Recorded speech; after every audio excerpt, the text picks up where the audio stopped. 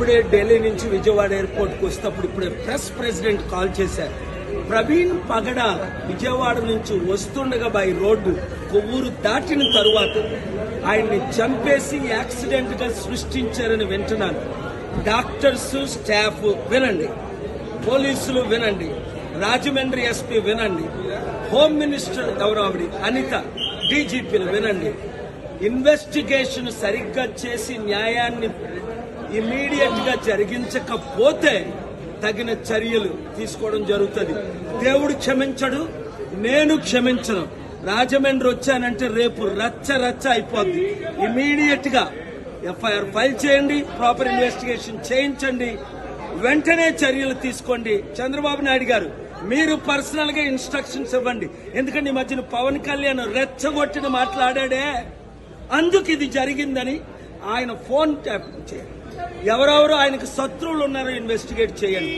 ఇవన్నీ చేసి న్యాయం చేయండి, లేదా చిత్తుగా ఏం చేస్తారో మీకు తెలుసు. Thank you. నేను ఇప్పుడు సుప్రీంకోర్టు నుంచి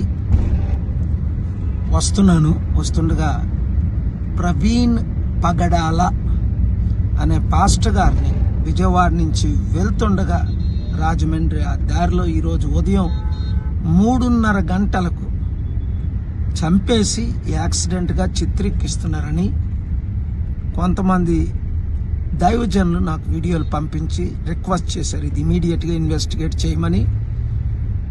ఏపీ డీజీపీ అలాగే హోమ్ మినిస్టర్ని,